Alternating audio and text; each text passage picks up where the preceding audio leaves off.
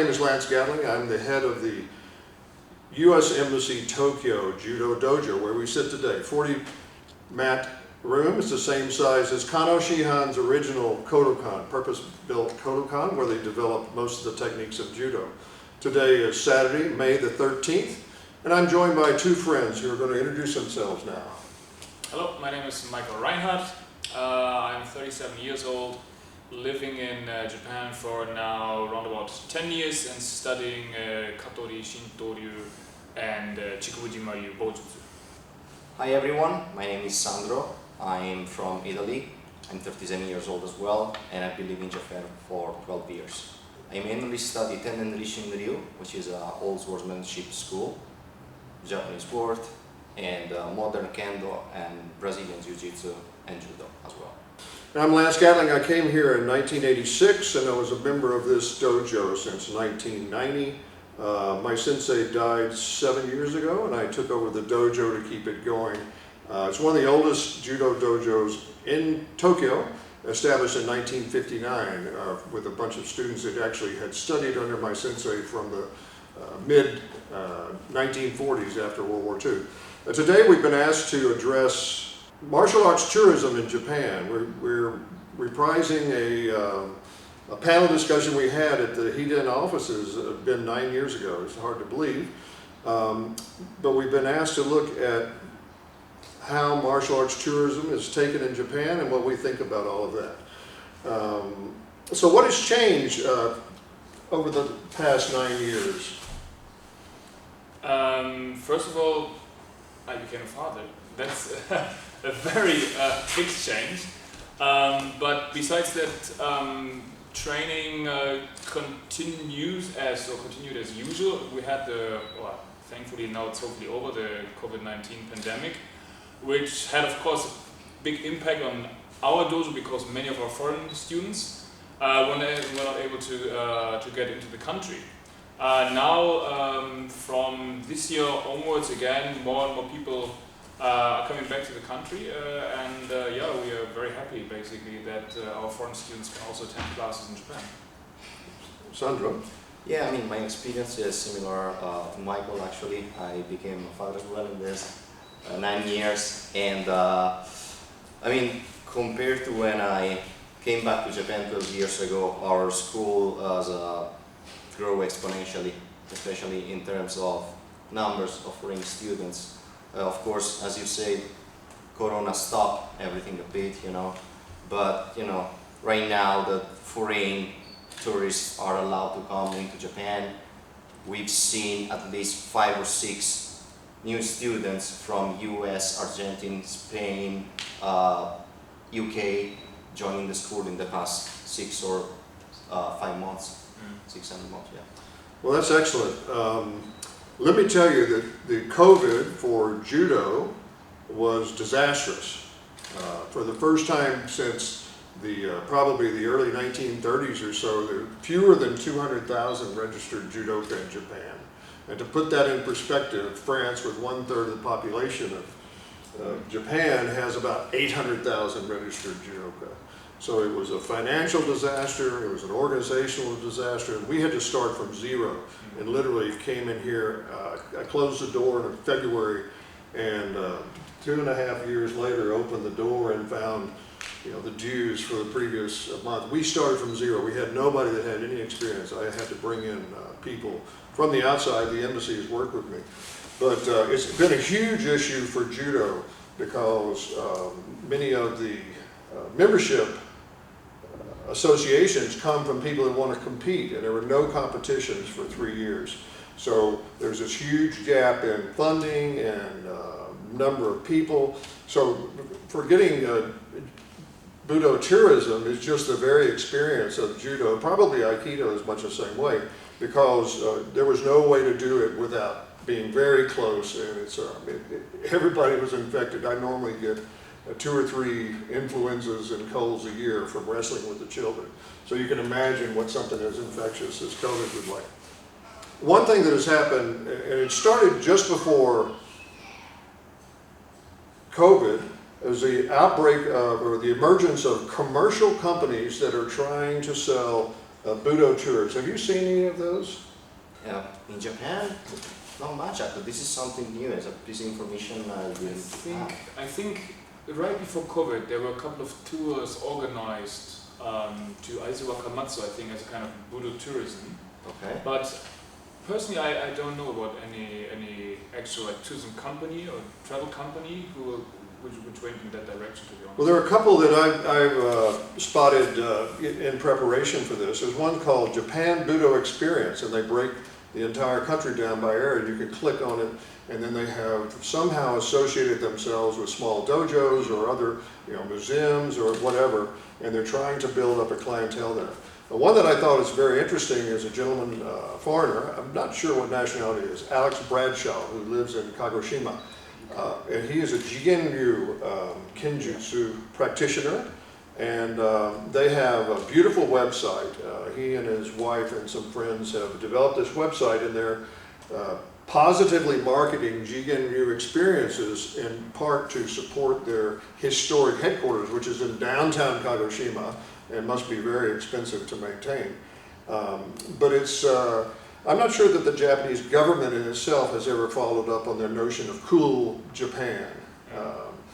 Certainly with manga and things like that, but part of the cool Japan, I participated in a seminar out at the International Budo University, and there was supposed to be some offshoot of cool Japan that was to take advantage of Budo, but I'm not sure the Japanese national government has actually done that. Maybe not on the national level, but on the prefectural level. At the prefectural level. I remember that in Yamagata, they actually kicked off this kind of initiative, so promoting Budo and Kobudo basically in Yamagata. And there you can actually also book some kind of like taiken or like experience sessions. Especially in regards, for example, Iaido, that's the birthplace of Iaido, as it's said.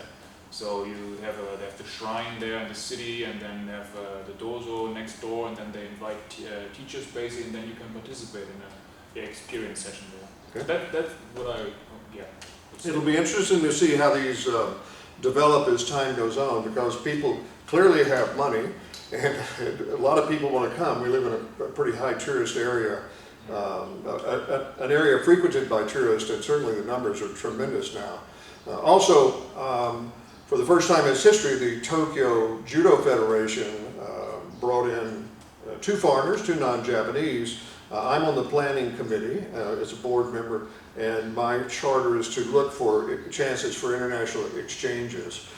Certainly the All Japan Judo Federation has its exchanges with the International Judo Federation, but those are professional level, their instructor and referee training, top class athletes, but we're looking for the amateurs, the sportsmen and other people, and trying to expand those contacts. So while the Japanese government seems interested in promoting it, but we're not really sure that there is a program, right?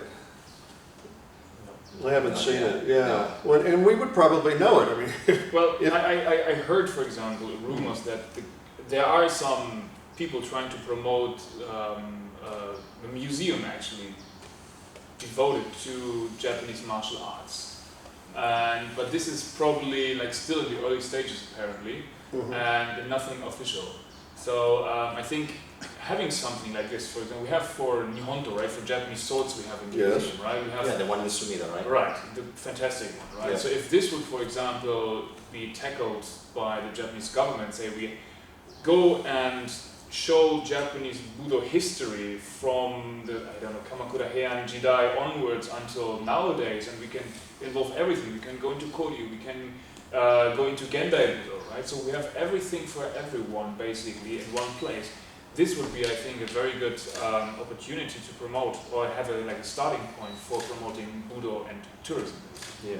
As a city with almost 100 major museums, you think that Tokyo would have some museum at least could clear out some portion of its displays and have even a temporary one as a test case. Well, that's a very interesting notion, and that'll be interesting to follow.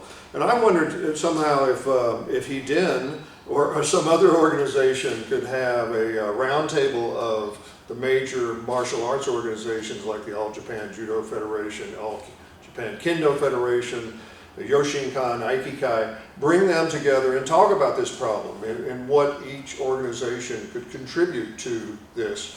I know there's a significant draw for people overseas to see martial arts and some to experience and whatever, but putting it together is time consuming. It takes money, takes away the effort of people who are working on other things. So what are the challenges for that? What do you see in the challenges to having martial arts tourism in your particular art? I mean, what I personally see is a matter of timing. Most of the people who are tourists and want to try martial arts, any kind of school, it could be a Gendai Budo, it could be a Koryu, are here for no more than 1 month. Okay. I mean, sure, that's the longest option they have. Most of the people are here for a couple of weeks, and what can actually do in 2 weeks, what they can actually do in 2 weeks, is the main point here. I think if you think about other Southeast Asian countries like Thailand, Philippines, they have camp, you go there, you train 8 hours a day for 2 weeks, and that's something, and then you have the beach at night or the nightclub, anything you want. But here, if you're interested in a Koryu, most of the Koryu teachers are not a full-time teacher, right? It's not their main job. So you might come to Japan and have only 2 classes with a teacher that you've been longing for years. And so I think that's one of the biggest issue, and many tourists could just go back with some kind of frustration because they haven't really fulfilled. And this happened in our school as well. I mean, people come, they practice, they want to enroll, and some of them do, but they still don't know when it's going to be the next time they can train with sensei. Right. And this is something that stopped many people from approaching Koryu in general. Now that's your mention of the timing is very important. That is strictly an issue. One issue that I constantly run into, and I arrange probably 5 to 6 visits from international groups. I have 13 Scottish judoka coming later this month. It took days to coordinate their schedule because we're here 2 days a week, Wednesday night, Saturday morning. And then they want to go judo every other day. So I have to contact 5 or 6 other dojos, the Kodokan, the Tokyo Judo Federation. And it took a lot of time, but I was able to go. And judo's the same everywhere. But if they want to participate in your Koryu, there's not many other places they can go. And also the timing in terms of the differences in holidays. So the Japanese holidays don't necessarily match the European ones. And when the Japanese are off for Golden Week or having a lot of Budo demonstrations, after 2 or 3 weeks after that, nobody does anything. People take time off from Budo. So the timing is very important.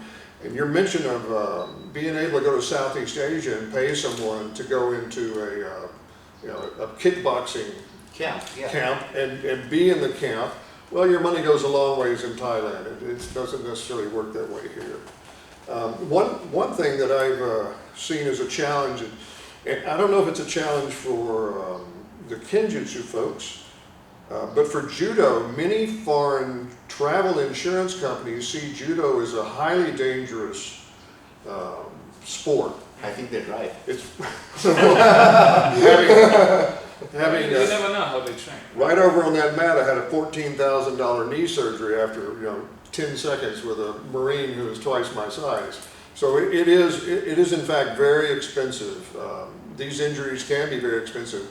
And I have to warn people, adult people who think that they have travel insurance, they have medical travel insurance, they think they're covered. I say, go read the fine print, show me where it says judo is okay. And most of them come back and say it's not covered. So skydiving, mountain climbing, and judo, they're not covered. So if you get hurt and you go to a Japanese hospital, it's going to cost you a lot of money. You have to figure out what that means. Well, for us, and that's again from a weapons perspective. So for all Japanese members, it's anyway mandatory to have the sports insurance in Japan. I think we pay per year around 2,000 yen. That's just mandatory. But for our foreigners, I think so far actually that's basically their own responsibility, and I don't think we have any measurements against it. But then again, we don't pull people, throw people, and have any interest. We engage in pattern practice, and usually the people coming to Japan, they already have a certain basic understanding of what's going on. So they're not total beginners. Okay. And even if they are beginners, we try to, take them and do it easy, the slow way. Okay, well, you have to first learn how to stand, how to walk, how to hold the sword, and then we go into movements. Okay, so it's, I think the practice itself, kata practice itself, and at least in my was very also focused on safety in that regard. Okay, and there are, I can't recall that we had any severe injury in our dojo ever. And as you said, I mean, most of the people that approach schools like ours, the people are already doing martial arts, either Koryu or Gendai Budo, so they know how to behave in a dojo, they know how to take care of themselves, and most likely, what are they going to do for the first lesson? Some suguri and taisabaki. Correct. So, I mean, risk of injuries are limited. And even for some people, that's already enough. They might, first time to Japan, it's the emotions and this culture. Just being there and doing just the being suguri in the there dojo and is seeing, already really important. those Yeah, guys, of course. which they might have only known from video or demonstrations or just stories, right? But they're actually in the dojo, and I think this is quite. For me, when I first came to Japan, it was like I was blown away. Honestly, right? Those were people basically who had like 50, 60 years of experience, and then they took care of me, right? They tried to teach me something, and that just stuck basically. That emotion basically, and it's why I'm still here, I think, right? If you can communicate this emotion, it doesn't have to be that you have to go very deep in the schools, but if you can, this emotion, if you can Connect on an connect emotional on that, level. on that level, I think then Yep. that's actually already one good thing, right? To keep the Absolutely. people also like interested and that they want to come back and learn more. So let's take one step before they start the practice. How about visas? Do you ever get requests for visas? I don't know if it's because we have a very good web presence. If you look at, go Google Judo Tokyo in English, our web page comes up, our home page comes up on the first page almost every time. So people click on it, and I constantly get requests to support someone to come on a tourist visa. I'm an American, I don't need a tourist visa. Germans don't, Italians don't, but many of the countries in Southeast Asia or in Latin America require tourist visas. And that's a significant issue. But you told me before that you originally came on a cultural visa. Yes. That was requested and supported by your school. Could you tell us about that? Yes, so when I moved back to Japan 12 years ago in 2011, I didn't have a job yet, so I couldn't apply for a working visa, so I had to apply for something else. And my teacher back then, he was still alive, he basically wrote a recommendation letter with which I was able to apply for the Bunka Katsudo visa. And Bunka Katsudo visa is a cultural activities visa. And if you go on the website of Japanese Ministry of Foreign Affairs, you can see that the categories that are under the umbrella of cultural activity visa are something like judo, ikebana, or other martial arts. So I was able to apply for 1-year visa because of that. And of course, thanks to my teacher's recommendation letter. All right, so with a cultural activities visa, you were able to come, present that at the port of entry, and then you could work under that? Or was there a limit on So how you could have work? to do a further application on top of that when you are in Japan, and you are allowed to work up to 28 hours a week. 28 part-time, 28 Yes. hours a week, and you could support yourself. Yes, that's However. what I was doing for the first few months when I Okay, came back. all right. One thing that I was a former U.S. diplomat, and people would talk to me about working holiday visas, which the United States does not recognize. So all these visas are reciprocal between the two countries. I'm not sure how they work because the United States doesn't allow them. Are they allowed in Germany? Actually, yes, and I used it for my first time in Japan. You came on a Working holiday visa. working holiday visa. How long was that? How many months? I think I applied for 12, but I only stayed for 9 months.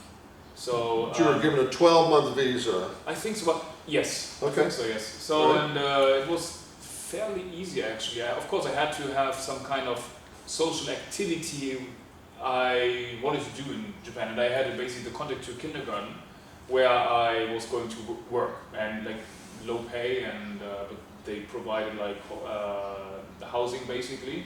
But that enabled me basically to come to Japan and practice martial arts. What was the cultural activity that you? There was played? no necessity basically, Oh, okay. because Right. I think for Japan it's basically like they expect people to also frequently change jobs or part-time jobs, basically moving around the country. So I remember that one of my kohai from my dojo, I think he used to work on a mushroom farm somewhere in Hokkaido, right?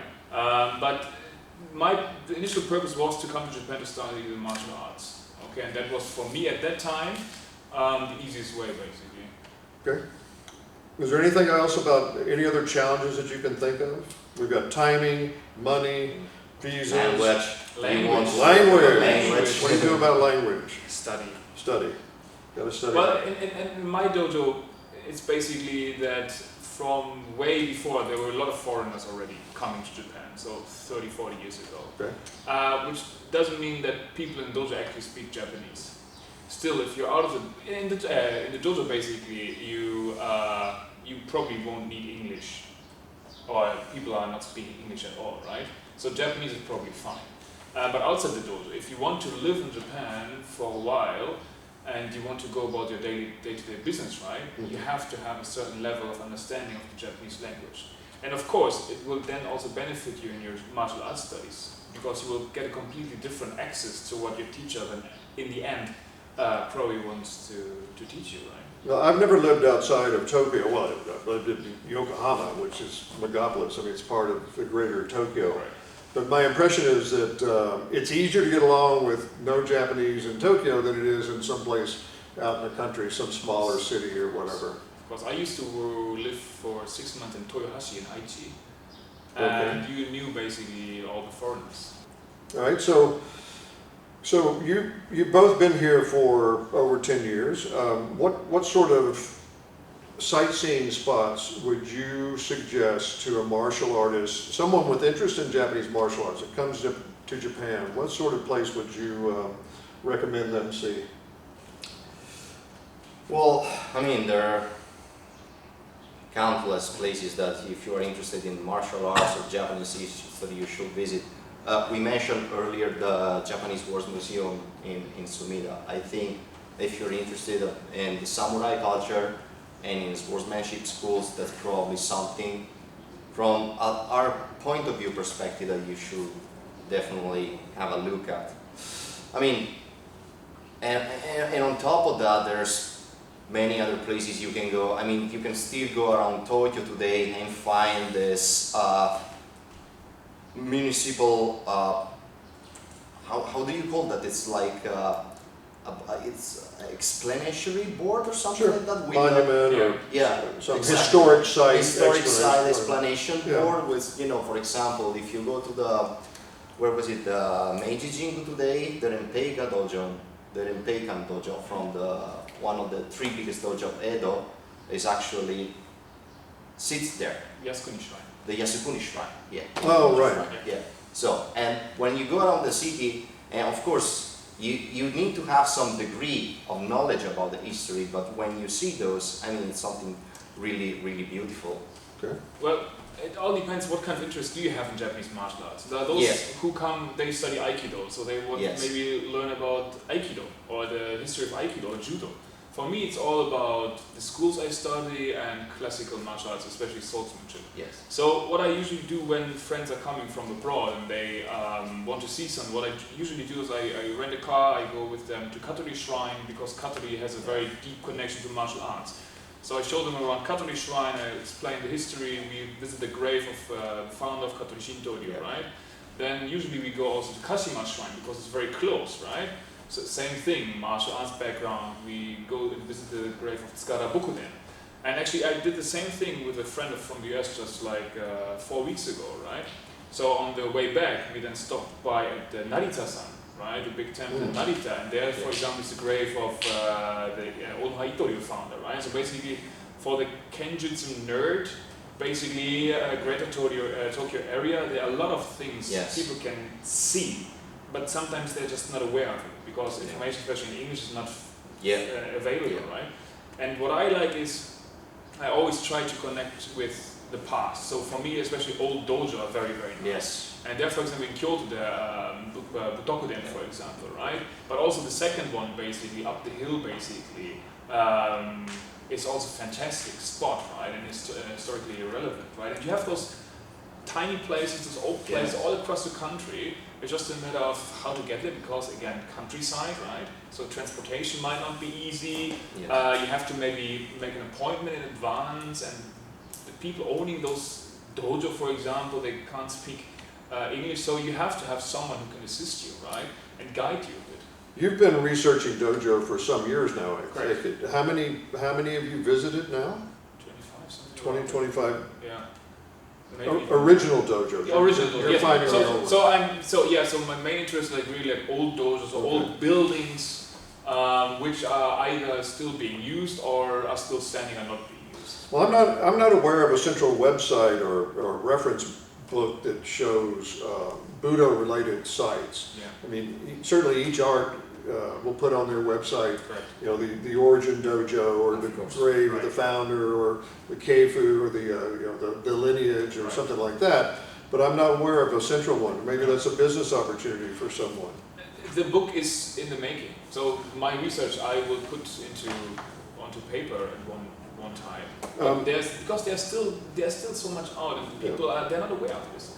There are some families they're still using them for storage. Right, you have a very nice Edo period building, but it's basically not used for Kenjitsu anymore. It's just like storage facility. Yeah, and raising local awareness of the value of that for tourism purposes, I think would be very worthwhile. I've been kind of impressed by the city of Iga. A friend of mine lives close by in Kurohime, and they actually have ninja cafes, ninja museums, ninja-related shrines, and it seems to work. I mean, they get. I think it does add to the tourism of the area. For a judoka, of course, we have the Kodokan, the museum, and then they actually watch the practice. And most arts don't have that. I mean, even the All Japan Kendo Federation doesn't have a central dojo. They don't have a central training position. They don't have a museum as such that I'm aware of. They have an office tucked underneath the Nippon Budokan, and that's about it. So it's a very different organization. And, judo is blessed with this giant, pretty impressive building and a very nice museum with a rotating collection.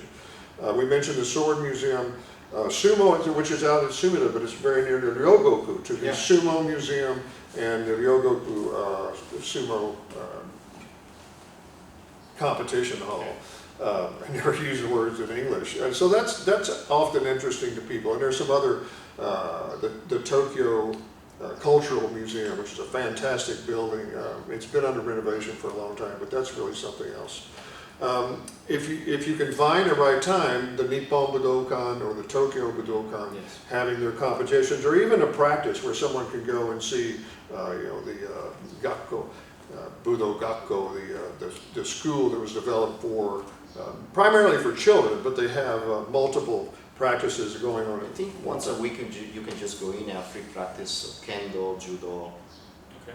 Many of those places do, in fact, with prior coordination, allow you to have, a test class, and they know they know if you're a visitor, they're going to do it one way.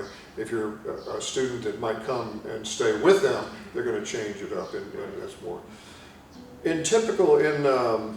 Let's say someone's coming to Japan and they think that they want to do Kenjitsu, but do you have anything that you would recommend to them to read, or books, or content, website content that you would recommend to them to read up before they come? Yes, I think so. Like for Koryu, basically, like of course, like Donald Drager's books are still must read, although maybe a bit outdated. But in the meanwhile, there are a lot of other publications, especially, for example, I think Alice Ambu, for example, on Aikido, but also on Koryu, for example, and but also, for example, translations. For example, if people like history, Eric Schengen, for example, his translations of Meiji era books is pretty good. But cultural-wise, I also would suggest Alex Bennett. So Dr. Alex Bennett is a Kendo 6th, 7th dan? Nana dan. Nana dan, 7th dan. Yeah. seventh dan, one of, if not the first foreigner to get such a rank. There are only eight ranks in Kendo. And he has a very interesting body of work regarding the culture of the sword, and based on his PhD theses. He's got 2 or 3 PhDs, which is pretty amazing. And there are people, of course, writing in Japanese that have tremendous research, and it's getting better all the time. I read a lot of the work of Dr. Nakajima Tetsuya, who is doing some tremendous work on the history and philosophy of judo. There are a lot of accessible small books on Kano, the founder of judo, and his philosophy and what judo is all about. One of the best books I've ever read on Japan is by a King's College professor of Japanese who wrote a book because he was teaching the economics of Japan, and he realized that none of the students he was teaching knew anything about Japan. They knew nothing of the culture, and it's how Japan succeeded. And it really lays out for me in the introductory materials, how Confucian Japanese culture really is. And I wish I'd read it before I came to Japan instead of 20 years after, because it opened a lot of doors for me. So I would recommend that. And perhaps we can give a list to the Hiden folks later that they could connect with the article that the good Mr. Grigoris is going to do. That's what I wanted to say. I think if foreigners that are planning to come to Japan and want to have a first look at what's available here, I think that the articles that Grigoris Sensei wrote are really an amazing starting point, because you can have an insight on a lot of schools, because how many he has produced right now? Probably more than 30 or something like that. I think so, yes. In Japan, and the Shibudoja around the world. That's a fantastic work he has done, and we are really grateful. I think what's very amazing is his experience series. Right? Yes. Like getting into the school, trying it out, and then try to show this experience to others, right? I think this is a very good. It's really amazing approach. Yes.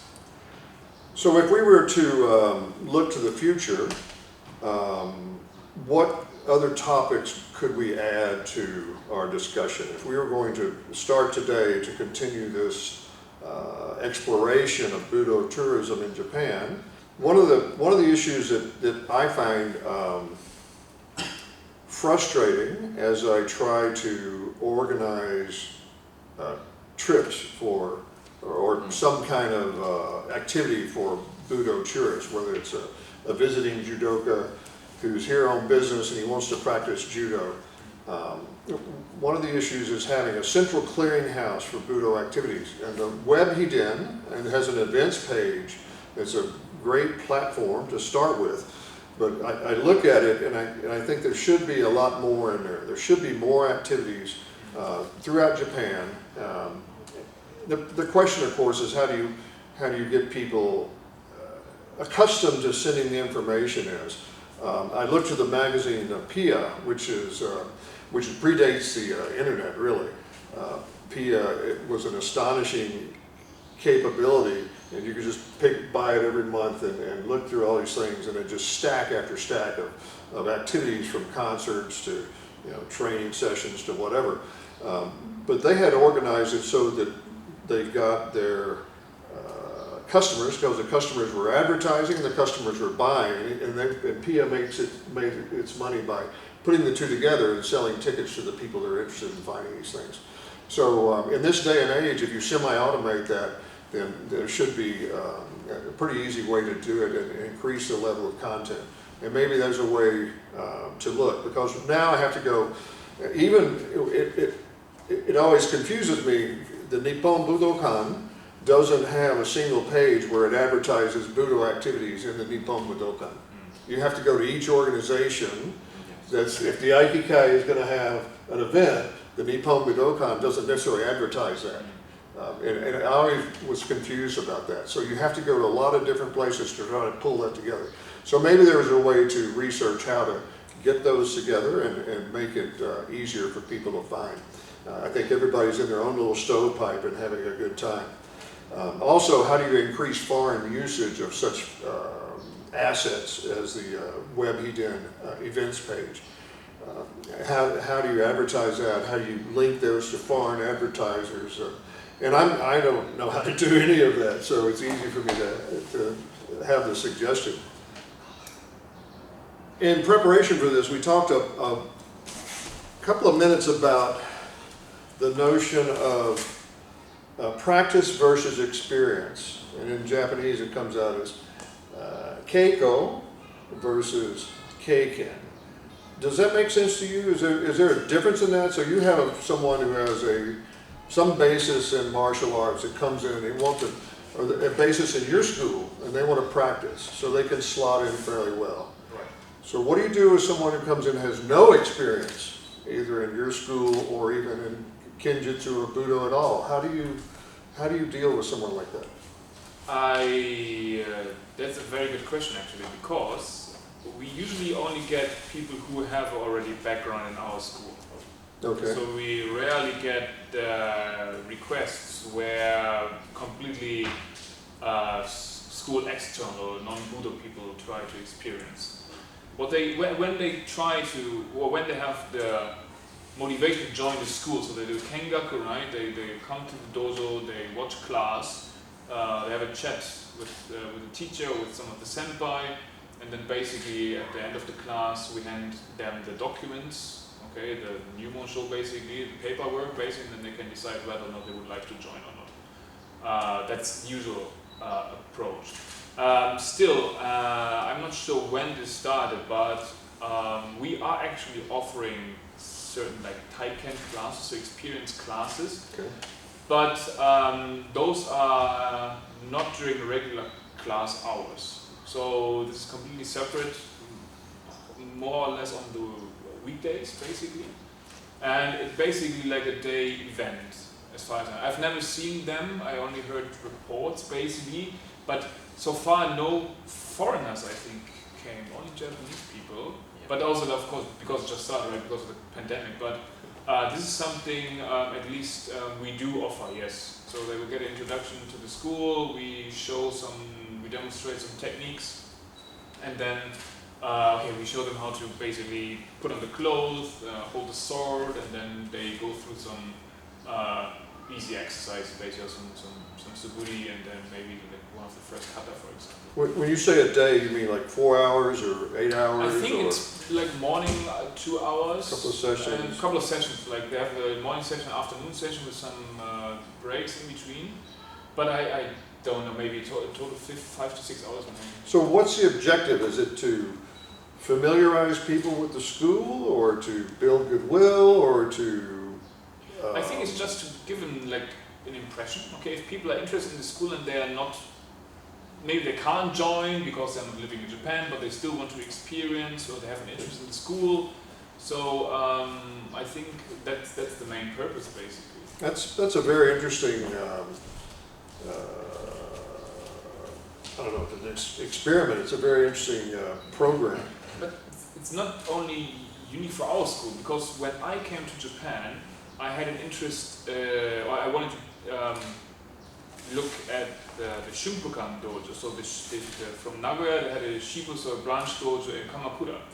And they actually had a policy that you pay, I think it was 1,000 yen, and then you can basically join the class and you will get a high ranking or experienced student by your side, and then they will completely take care of you for three something hours. Okay.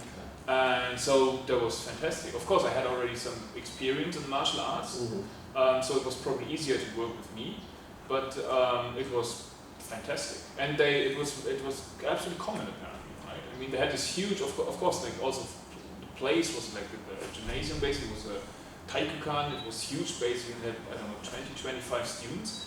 And usually one of the seniors and one more gentleman, so two people would basically take care of me. And the Shunpukan is what school? The main school or the main dojo in Nagoya, they do Shinto-ryu Okay. and Owari-ryu spear.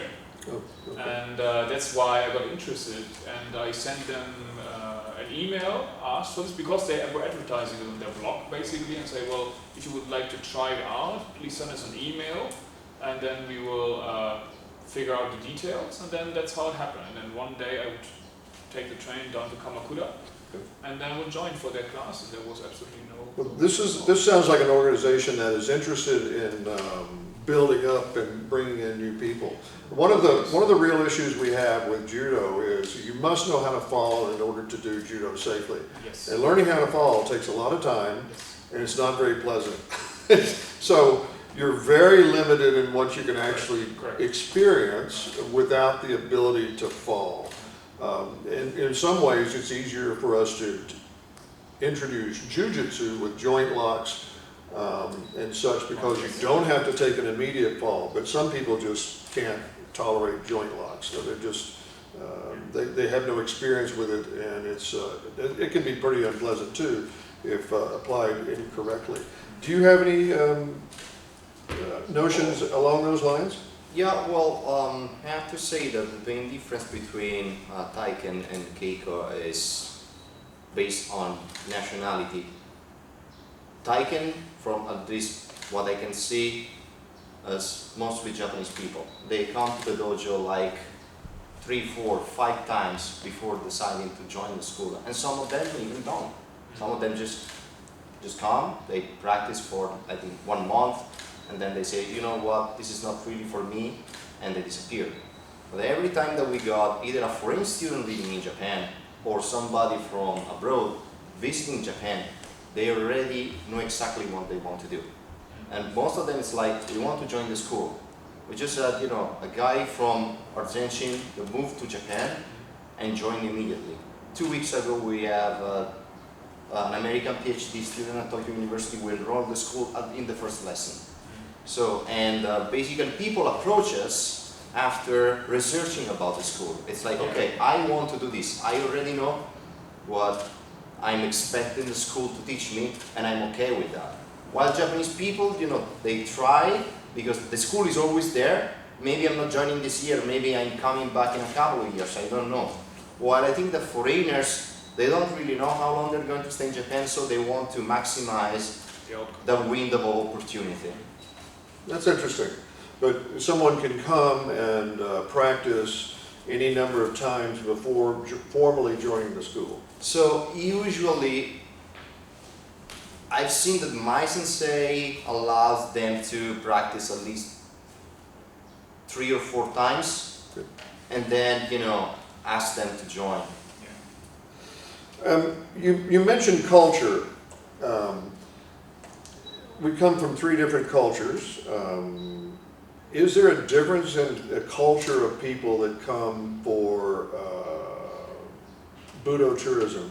Do you think that their cultures have an impact on how they see, how they should be treated, what the expectation is? In my experience, I can say that, you know, nationality didn't really play a big role in that regard. And I've seen people from Europe, from States, from Australia, and the joint point between them was they were all interested in history and traditional culture. Okay. So having already a knowledge about Japanese history and Japanese traditional culture was something useful for them to approach the school. I can't really say, well, you know, because I mean, I'm Italian, but I don't think that, you know, I have too much different of approach from Michael, for example, in terms of, you know, what we're looking in a traditional school. I think it's not more like cultural thing, something expectations are different. In our dojo, sometimes it happened that some more senior people from Europe, for example, are coming, and then they experience being a student again, because they were always teaching. Basically, they were top of the class, basically, and now they're just like, yeah, intermediate, right? And then they get, especially from the Japanese, maybe some harsh comments, because they're already practiced for a long time. But then Japanese say, well, you practice for a long time, so why can't you do it the way you should do it?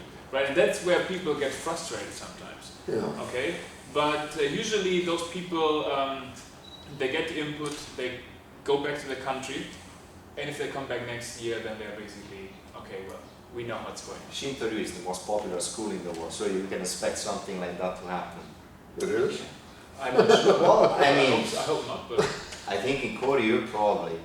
Right. It was in the media from a very long time, thanks to Donald Draeger, right, and Otake Sensei, right? So Yes. that's why right now it's basically across the globe, Oh, okay. right? So that's true, but I think still it's different from experiencing the school in Japan and experiencing it abroad, because, and this is unfortunately also the case, that some people just project something into the school, and especially, for example, in your case, because your school is so connected with the Shinsengumi, Yes. especially Japanese people, they were so influenced by manga or anime or movies that they have a certain expectation what Tennen Rishin-ryu has to be. And if this is not fulfilled, this desire or those expectations, then they, disheartened and maybe demotivated, and they are not showing up anymore, because that's not how they expect it to be. Yes. And Shinto-ryu, for Shinto-ryu, it's good. The good thing is, yes, of course, there were like documentaries being done in the past and books written, right? So people know, but it was never really actually in the media in that regard, right? That's just not about Koryu though. For example, in the last 3-4 years, I've seen countless kids joining Kendo classes, modern Kendo classes, just because they were huge fan of Demon Slayer, Kimetsu no Yaiba. Yes. Right. So, and first of all, I was surprised that, I mean, a 5 years old, 6 years old kid would be allowed to watch something like that. I would never allow my son to watch anything like that. It's so violent.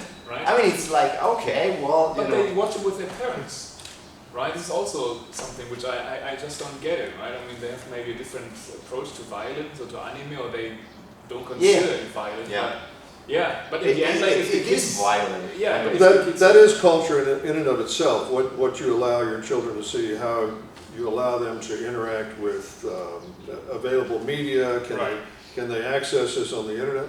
When you mentioned senior people coming to your dojo and then being instructed, years ago I interpreted for a day of advanced karate lessons by classes taught by Kanazawa Sensei. He was, national champion. He's an incredible athlete. He was pretty elderly at the time, but we had a very large group of people that thought they were very senior European karate doka, and I'm standing in the back and trying to follow the moves and kick occasionally, but I was just there to interpret and just say it out of everyone's way. So for an hour or two, he kick, punch, basic moves, and he would mention something, make a correction, it's this, not this, and I'd explain it. And we took a break, and he and I were sitting on the side of the large dojo, and the two most senior people came over and said, please interpret for us. I said, sure. I pushed back and I listened, and they said, please tell Kanazawa Sensei that we appreciate his attention and we appreciate the review, but we are very senior people in the European organizations, and we're here to we really would appreciate Kanazawa Sensei's bunkai. It's always, for karate guys, it's always bunkai, because they're doing a kata with no one there, and they want to understand, what is the application, what is the real purpose of this move. And I interpreted very politely, very distinctly, very clearly, and Kanazawa Sensei sat there, and he sipped his tea, and he looked, and he said, oh, wakata.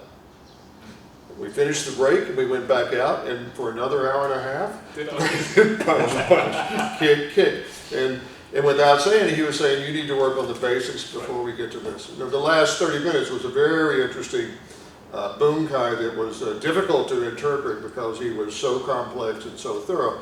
But I was very impressed with his approach to these folks. My own sensei here established this dojo in 1959. He'd been teaching Americans since 1946 at the end of World War II. He's in the international division of the Kodokan. And he and I would sit over here at the side of the dojo and talk about how he had modified his teaching of Judo and Jujutsu to Americans. And he said Americans want to collect techniques. They want to know a lot of techniques. They don't want to do one technique perfectly. They want to do 100 techniques, more or less. And so, and he said, and it was a problem for me because his culture was perfection, perfection. Do it 1,000, throw 1,000 times, get that one time, it's perfect. And the Americans would just die of boredom. In fact, we had Ambassador Tom Foley. He came and told Sato Sensei, he said, treat me like you would treat anyone else. And Tom Foley was noted, he's a big guy, very tall guy, and he was noted for having done Taekwondo for some years inside the Capitol building. There was a class. And Sato Sensei, who was not very tall, looked up at him and said, come tomorrow, wear this gi. He gave him a gi and a white belt. Put him in the corner and said, okay, do this motion. It was a blocking motion. And for about 10 minutes, and I was working out here, I watched him for about 10 minutes, and then he slowed down, and he stopped, and he stood around and looked, and he came up, stood next to Sato Sensei and said, Sato Sensei, yes, I've done that. He goes, did I tell you to stop?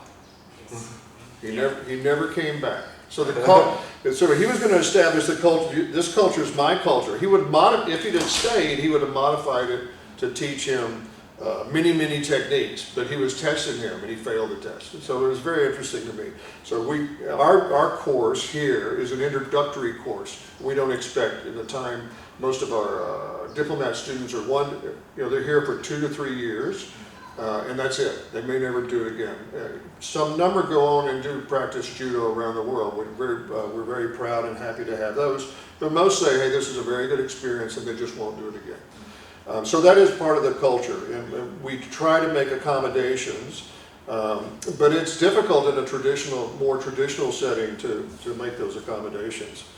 So we've talked about that. And one of those is the Taiken versus a Keiko, experience versus practice.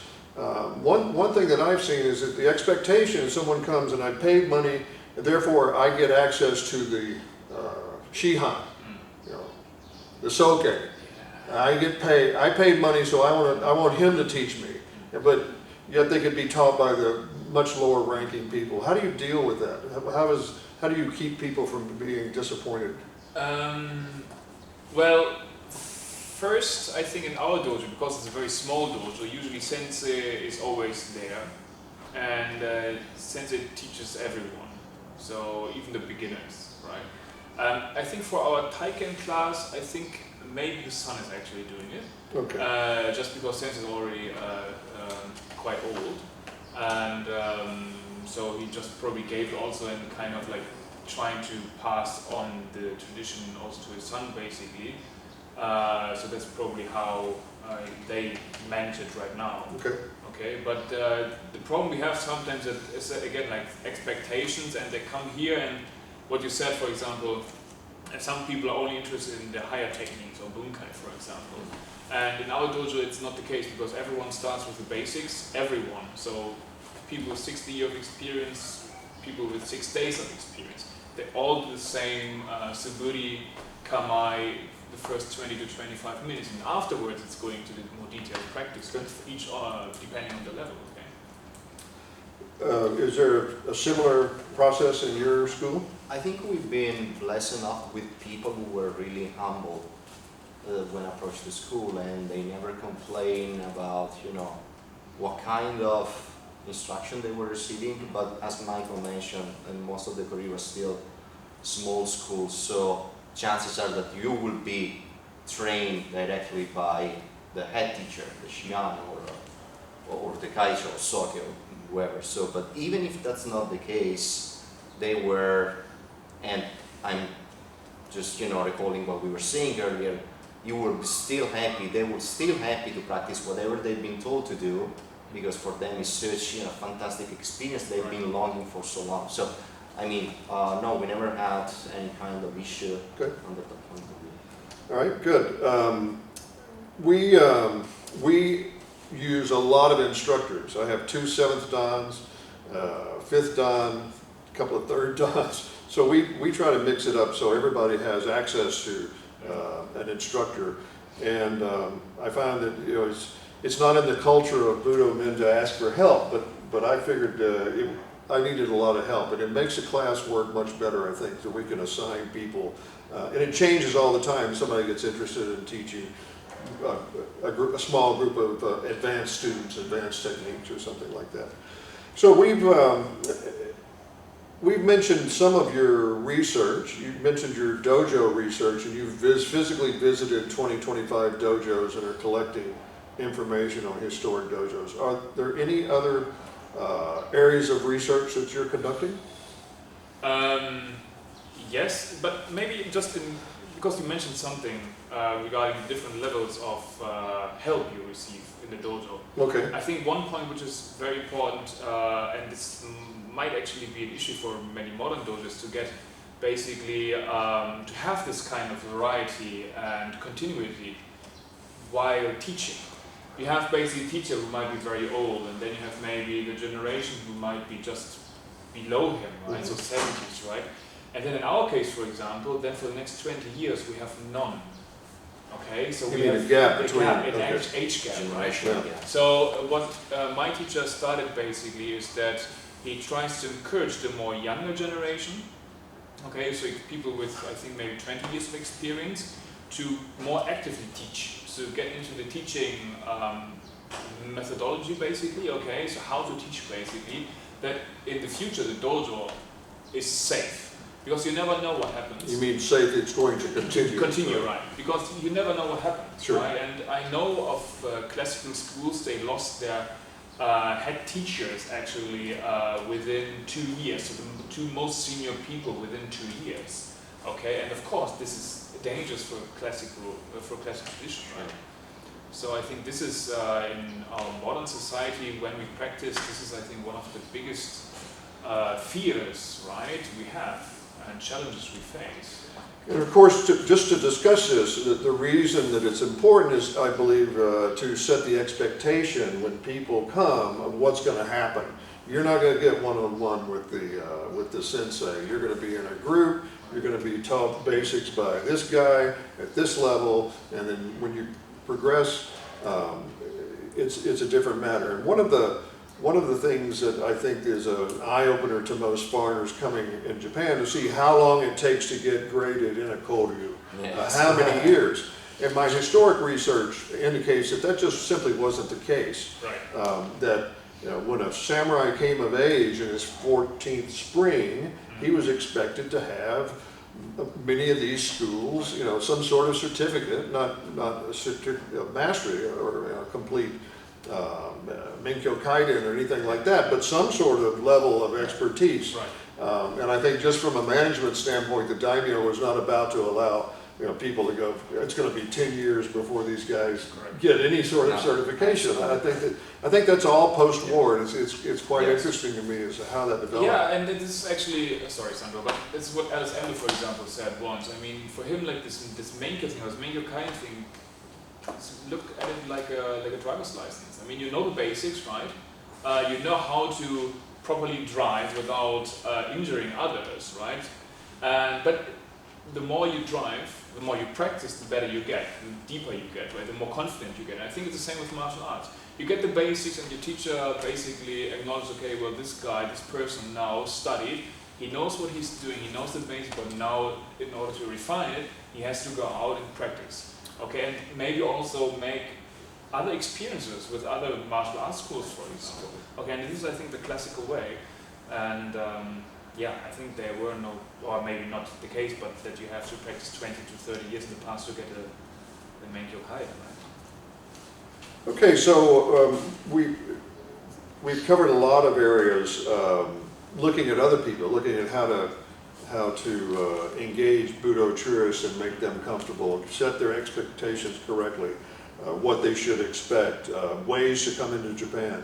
But you've been here many years, and you have your own areas of research. Would you like to tell us about those? Well, there are, I think, two main areas. So first area, of course, is my own school. So I want to go, well, there are two things. We do the physical practice every week in the dojo, basically, but there's also a theoretical practice. And I think this is where most of my effort goes right now, is to just understand more how people in the past practice what we are doing right now, and how the school developed from when it was founded almost 600 years ago until today. And to just come to realize that there were many changes in between, and how people actually looked at the school in the past, right? And what kind of events we had. This is very exciting for me. So this is where I'm focusing one part of my time, my spare time. The other one is, as I briefly mentioned, everything regarding traditional dojo. Mm-hmm. I don't mean I mean actually the physical, the building itself. So and how those buildings are connected to, for example, the area where they were built, basically, in the schools which were practiced, and the family who owned those dojo, right? And You mean how they connected with the community? Correct, like community center, basically, for example. I know of schools, for example, they would basically go into the fields in the morning and practice in the afternoon, for example. Okay, and that would be, for example, payment. So the students were held in the fields, and instead of payment, basically, they would get the instruction in the school, for example. So you do you conduct this research using original Japanese materials? So on the shinto-ryu side, yes. Or on the kuryu side. On the dojo side, it's basically like field trips. So I try to visit the places, I try to talk to the people, I try to tell them their story, how their dojo fits into that community, basically, and try to just show how beautiful those buildings are. How do they respond to that? Actually, very good. Very open. They let me watch classes. They pictures. I measure the dojo. One teacher, because unfortunately the old dojo burned down in the 80s, but they reconstructed it, basically. And he was so kind of, he just gave me the construction plans, basically. Huh. So I could basically bring this to a builder and probably get the same dojo built somewhere. Well, so this is very like motivation also for me, right, to continue this. If you ever figure out why the little windows are down at the bottom near the tatami, let me know. I will do. So, Sandro, how about your research? Yeah, well, mine is not as extensive as Michael's, but as he mentioned, I think that we have the physical practice, but also the theoretical practice, and then that's really important. For me, right now, trying to connecting the dots between what was Gekiken at the end of Edo period and modern Kendo, possibly pre-World War II Kendo, it's something really important. I'm trying to understand how the kata that we study in theory practice can be applied in Gekiken practice, but also how can I implement that in my Gendai Kendo practice to make sure that what I'm doing is not just something that's focused on sport, on winning the ippon, for example, but it's connected with the real use of Japanese word. So this is one thing, and the other thing is trying to understand effectively how many schools were involved in Musha Shugyo and Taryuji at the end of Edo period. I think that we have a misconception today of what Taryuji used to be, because probably movies and novels, manga show us schools going around trying to kill each other, while I'd like to think, and actually documents, if we look at the Shiai Oboigakicho or the Bujutsu Heimeiroku of Mannen era, we can understand that these challenges between school were more like friendly matches where everybody was respecting each other. Like you, for example, with your judo club, go to Kodokan and have a joint training, or a Kendo or a Karate or Aikido school can do with other school today. In Koryu, we don't do that anymore today, because every time we, as a school, we want to approach somebody else, that's already perceived as a challenge. It's like, okay, we need to understand who is better, who is stronger. But exactly, but Kendo in the past it wasn't like that. Right, but can you regulate it, right? You go to any Kendo dojo and it's basically the same thing. Same for Judo, right? But for Koryu, it's always like those nuances, right? It's kind of different taste. And that's why Kendo and Judo have overthrown Koryu.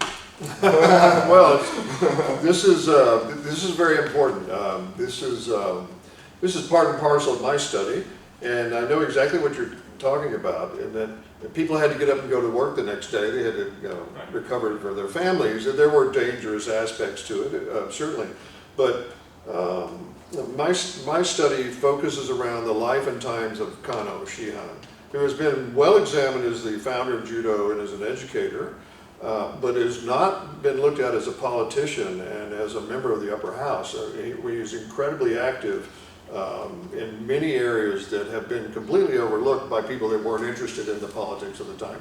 But you have to take it in context. And what I found out is that Kano had an incredible impact on the development of modern Kendo because he set the rules. His people set the rules, and if you set the rules, you set the game. You describe the rules, you describe the game, and that's how he took over almost all of Jujutsu schools to become part of judo, because there are only so many hours in a day you can train, and if you're going to fight in a judo tournament, you want to train as you fight. So everybody became judo very quickly after the standardization that he and his people imposed on the Kendo people who didn't really want it. Well, Kendo took the name Kendo and the grading system from judo, actually. After seeing the judo example, the people at the Budokai decided to do the same. So, so that is embedded in my study of the history of Kano Shihan and the development of modern Japan, the impact of them, the impact of the Tokyo Metropolitan Police on modern martial arts, which is largely overlooked in Western literature. There are some Japanese, Nakamura Sensei, who writes on the history of Kendo. He goes into quite a bit of detail. There are martial arts history of the Tokyo Metropolitan Police, which the biggest police force in the world, and had incredible impact on that history. So it's been interesting. I have a website called the Kano Chronicles, and I'm disclosing some of my research, not all of it, but I hope to have a long manuscript out sometime this year, and it will impact on that. And I'm working with Alex Bennett now, and we're finishing up some chapters in a new book that he has coming out on Japanese martial arts. And we're going to dig down deeply into the occupation, the impact of the occupation on martial arts, how it turned out. And as a former soldier, I was actually able to access some files from GHQ and the memos of the guys in the meetings with the Japanese, telling them how we're going to, you can do whatever you want to in martial arts, you're not going to do what you did. What they did was turn it into military training for children, and that was going to stop. And what they came up with was sport kendo, sport judo, and that's a huge impact of a handful of people on that. So, do you have any closing comments? No, I think coming back to also the initial thought of this panel discussion in regards to Budo Tourism, I think as long as people keep an open mind when they come to Japan, especially things are not changing, I think, more and more, and also the Japanese might discover that this might be actually a good chance to get more people also in the countryside, right? To increase tourism maybe for those areas. I think, we just need to keep it up and see maybe also how we can assist them or those people coming to Japan and to have a good experience here. Sandro? I mean, to our martial artists, friends around the world, you should definitely try and come to Japan, have experience here, and even if that's not exactly what you were picturing in your head, still be resilient, be stoic, and you can definitely make the most out of it. You won't regret that for sure. Okay. Well, it's been my pleasure to host this today with our friends from Hiden, with Michael and Sandro. The history of this dojo dates back as far as 1904, when 2 women in the U.S. Embassy studied judo in secret by a woman who was taught in secret by Kano Jigoro. So there's been a lot of interest in that in the United States Embassy, and we appreciate their support. We appreciate Hiden asking us here today, and thank you very much. Thank you very much. Thank you so much.